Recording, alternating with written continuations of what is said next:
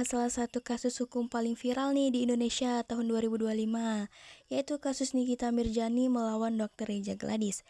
Kasus ini menarik karena berawal dari sesuatu yang sangat sederhana, ulasan produk skincare di media sosial. Untuk memahami kasus ini, kita perlu melihat kronologinya secara berurutan. Awal mulanya itu berasal dari akun TikTok Dokter Detektif, mengulas produk skincare milik Dr. Reja Gladys secara negatif.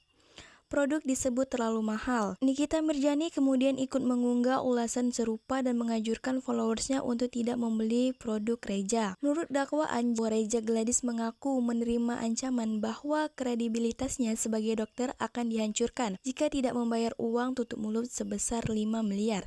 Reja akhirnya mentransfer 2 miliar pada 14 November 2024 dan menyerahkan 2 miliar tunai pada 15 November 2024, total 4 miliar. Reja Gladys merasa menjadi korban pemerasan. Reja Gladys melaporkan Nikita Mirjani dan asistennya Mail Saputra ke Polda Metro Jaya atas dugaan pemerasan, pengancaman, dan TPPU. Nikita Mirjani diperiksa penyidik Direktorat Siber Polda Metro Jaya selama kurang lebih 12 jam bersama dokter detektif dan Dr. Oki Pratama. Nikita membantah semua tuduhan. Polisi menetapkan Nikita Mirjani sebagai tersangka setelah gelar perkara. Nah, sekarang kita masuk nih ke dalam inti analisis. Pasal 1365 KUH Perdata mensyaratkan 4 unsur yang harus terpenuhi secara kumulatif.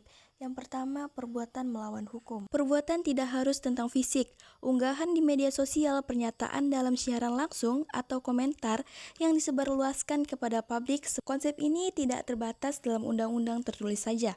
Mahkamah Agung telah memperluas pengertian perbuatan yang bertentangan dan kepatutan, kesusilaan dan kebiasaan yang dilakukan bagi masyarakat. Yang kedua, adanya kesalahan. Kesalahan dapat berupa kesengajaan maupun kelalaian. Ketika seseorang secara sadar membuat pernyataan potensi yang dirugikan orang lain.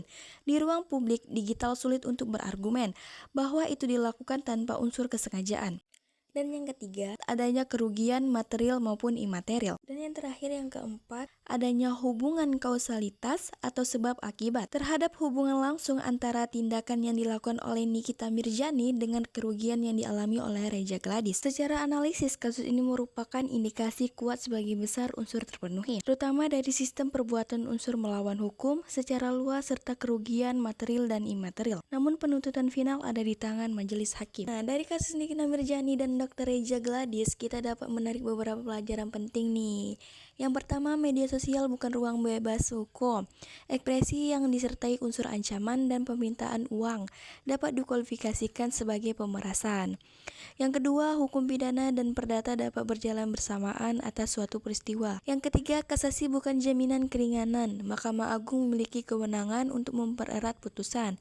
Dan yang keempat, kasus ini menjadi cerminan nyata penerapan Undang-Undang ITE dan KUHP dalam era digital. Demikian analisis kasus ini. Terima kasih.